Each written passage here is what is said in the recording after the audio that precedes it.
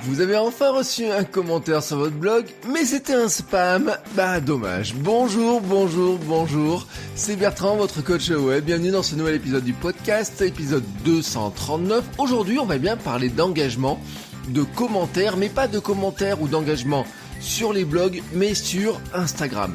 Car vraiment, c'est le réseau social qui se développe le plus rapidement, c'est celui qui est vraiment au centre de l'attention, et c'est aussi celui qui est peut-être le plus intéressant sur l'engagement. Je vous donne une statistique qu'on a eue ces derniers jours sur Instagram. Une story sur 3 reçoit un message privé. Alors c'est un constat que j'ai fait aussi.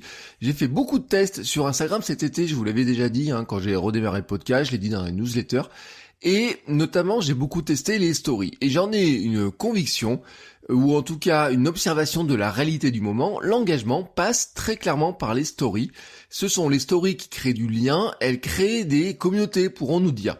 Dans l'épisode 176, j'avais longuement parlé de ce format story, pourquoi elle se répand partout, pourquoi finalement Instagram a fait un coup de maître en reprenant cette fonctionnalité-là qui avait été vraiment développée par Snapchat, sauf que Instagram la porte à un niveau qui est vraiment supérieur. Les autres réseaux sociaux sont en train de se demander comment ils l'intègrent, ou qu'ils l'intègrent, ou ils la réservent à certains membres, je pense notamment à des gens comme YouTube. Mais une réalité, c'est que les stories sur Instagram sont devenues peut-être, ou deviennent en tout cas, le centre d'Instagram. Observez tout simplement votre utilisation d'Instagram. Mécaniquement, on regarde les stories récentes. On regarde le flux de photos quand on a le temps. Et c'est là un changement important. Avant, vous aviez qu'un flux de photos. Vous regardez ce flux de photos. Du moment qu'ils ont intégré les stories et que les gens utilisent les stories, il y a eu un changement important, surtout avec les notifications, parce que vous avez les stories récentes qui apparaissent toujours en haut. C'est que quand on a quelques secondes à tuer, là, cette fameuse addiction qui vous pousse à regarder votre téléphone plutôt que de lire un bouquin sur votre téléphone ou ailleurs d'ailleurs, vous allez regarder ces stories. Et on va regarder les photos, le flux de photos, un peu quand on a le temps, parce que c'est plus long de le faire défiler, ça défile pas automatiquement, ou c'est plus long à lire, surtout que maintenant on a une tendance à mettre des gros pavés de texte avec. Et donc, quelque part, on va se rendre compte que la prédiction qui avait été faite, ou en tout cas la volonté des créateurs et de ceux qui dirigent Instagram, de faire de la story un élément central et peut-être le futur élément central à la place du flux de photos est en train de se réaliser. Alors on a vraiment 2 éléments polarisants sur Instagram, on pourrait dire 3 avec IGTV, mais pour l'instant on n'a pas beaucoup de recul sur IGTV, mais quand vous êtes sur Instagram, vous avez vraiment le flux qui est vraiment la vitrine officielle bien léchée, j'ai envie de dire. C'est là où vous avez vos meilleures photos, c'est là où vous avez des photos qui sont bien propres, c'est là où peut-être vous allez essayer de respecter une certaine uniformité du flux, une thématique, des couleurs, une grille vraiment bien cadrée. Et puis vous avez la story qui permet de raconter son histoire au fil de la journée, avec des stories qui sont plus ou moins recherchées, avec certaines qui méritent d'être archivées, puisque vous pouvez les archiver, et puis certaines qui méritent tout simplement de tomber aux oubliettes, mais qui sur l'instant jouent un rôle. En fait, le rôle de la story, c'est de raconter l'histoire, ça le porte dans son nom, c'est de porter le récit quotidien de ce que vous faites. Alors que vous soyez un créateur, une entreprise ou une boutique, bien sûr le contenu va varier, mais on va raconter son quotidien, montrer les coulisses, faire la promotion d'un événement si on a un événement à promouvoir, parler d'un nouveau produit quand on lance des produits, une offre spéciale, générer du trafic sur internet, sur son site internet si on dispose du lien voir plus, le swipe up, qui est limité à 10 000 followers, mais c'est aussi générer du trafic sur ces vidéos IGTV, parce que du moment que vous avez une vidéo sur IGTV, vous pouvez la promouvoir dans vos stories, et ça c'est un élément qui est intéressant. Et sur le plan de l'interaction, elles ont une caractéristique qui les rend aussi intéressantes que ça sur l'engagement, c'est cette caractéristique-là, c'est que vous ne pouvez pas aimer ou commenter une story comme on le fait sur une publication traditionnelle. Vous n'avez pas de petit cœur pour l'aimer, vous n'avez pas de formulaire de commentaires avec les commentaires qui apparaissent en dessous. En fait, la seule réponse que vous pouvez faire à une story, tout simplement, c'est de répondre par messagerie privée. Alors la messagerie privée peut être désactivée, mais ce serait une grave erreur. Ne désactivez pas la messagerie privée et pensez surtout à aller la regarder souvent, vous avez une boîte de réception dans laquelle vous voyez les messages avec les personnes avec lesquelles vous échangez, les personnes que vous suivez, mais vous avez aussi en haut à droite de cette boîte de réception un petit lien autre avec un petit compteur qui vous montre aussi des messages que vous avez reçus de personnes que vous ne suivez pas, mais qui veulent rentrer en interaction avec vous. Alors certaines sont là un petit peu pour vous spammer, mais c'est relativement rare encore, mais ça peut même, comme ça peut s'automatiser un petit peu ces choses-là, méfions-nous, mais c'est aussi un endroit dans lequel il y a des gens qui veulent vous poser des questions, interagir avec vous. Car c'est ça l'intérêt de la story, de cette mode de réponse à la story, c'est que avec la réponse directe, avec la messagerie directe, c'est l'interaction la plus simple et la plus directe, et c'est là que la relation la plus forte se crée, car vous pouvez vraiment discuter avec les gens. Donc, vraiment, c'est l'un des points d'intérêt de cette story, c'est bien sûr de pouvoir publier des messages régulièrement, pas forcément très léchés, mais montrer un petit peu l'envers du décor et être dans un flux plus rapide que son flux classique, mais c'est aussi l'interaction qui naît dedans. Et c'est là où vous avez plein de choses à faire. Je vais finir cet épisode par quelques conseils pour les stories, et notamment d'augmenter l'interaction. Alors, comment vous pouvez optimiser votre utilisation des stories?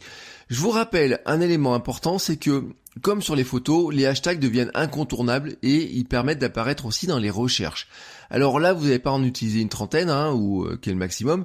Vous allez en utiliser un ou deux. Choisissez un hashtag pas forcément trop gros, car vous êtes noyé dans la masse, mais pas non plus trop peu utilisé. Il faut trouver des hashtags qui vous permettent de toucher justement les personnes que vous voulez toucher sans vous dire faut absolument que je sois sur le hashtag le plus populaire du monde, car finalement c'est la perte de temps. Taguez aussi les lieux où vous êtes et ça va vous permettre d'apparaître dans les stories recommandées de l'onglet Explorer. Dans l'onglet Explorer, vous avez une fonctionnalité qui permet de voir les stories autour de vous. Ce sont les stories géolocalisées. Donc géolocaliser votre présence sur des lieux particuliers et vos stories vont remonter auprès de gens qui ne vous connaissent pas, mais qui vont utiliser cette fonctionnalité d'exploration géolocalisée. Publiez régulièrement sur votre story. Je vous l'ai dit, si le flux classique, votre grille, on se limite à 1 ou 2 publications par jour, vous pouvez et même vous devez publier beaucoup plus souvent dans vos stories, car en fait, à chaque fois que vous mettez à jour votre story, bien sûr, vous allez apparaître dans les notifications en haut quand les gens se connectent, et plus ils ont l'habitude de vous regarder, plus vous allez avoir de chances d'apparaître dans ces notifications, dans les petites bulles en haut, qui marquent qu'il y a une nouvelle story, que vous avez fait une nouvelle story. Donc votre intérêt, c'est pas de faire une story et de partir jusqu'au lendemain, c'est de faire des stories tout au long de la journée pour vraiment raconter votre quotidien avec des éléments de votre journée. Alors, c'est à vous de voir les thématiques sur lesquelles vous allez vous exprimer. Bien sûr, si vous n'avez rien à dire, c'est dommage. C'est là la difficulté, c'est d'arriver à trouver quoi raconter. Mais du moment où vous avez de quoi raconter des choses, profitez-en. Variez aussi les types d'interactions, et je vais finir là-dessus. Vous avez tout un tas d'éléments qui permettent de varier l'interaction. Vous avez notamment des stickers qui vous permettent de mettre des notes. Vous savez, si vous avez une espèce de slider, vous avez une fonctionnalité de sondage, qui est pas que oui ou non. Il y a 2 choix, mais c'est à vous de voir les choix que vous mettez. Vous avez aussi la fonctionnalité questions, c'est-à-dire vous pouvez demander aux gens de vous poser des questions et vous allez leur répondre. Et en fait, ce sont des stickers qui sont très efficaces pour créer de l'interaction. Alors bien sûr, la note, c'est le plus simple, mais vous allez voir si les gens aiment ou aiment pas. Le sondage, c'est assez simple aussi parce que finalement, ils répondent, ils ont 2 choix, donc c'est facile de répondre. Mais vous allez rendre compte déjà que sur ces 2 éléments-là, les gens peuvent vous mettre un petit commentaire en messagerie privée. Mais alors, la fonctionnalité question, elle est encore plus efficace, car ça vous permet de créer un vrai lien avec votre audience, ça permet de créer une vraie interaction, ça permet vous de les questionner pour mieux les aider finalement, de savoir de quoi ils ont besoin, et j'en reviens sur mon épisode de lundi où je vous disais que ce qui est important c'est de vous mettre à la place des gens qui vous suivent, qui vous lisent, de savoir de quoi ils ont besoin, et ben là c'est un moyen de savoir de quoi ils ont besoin.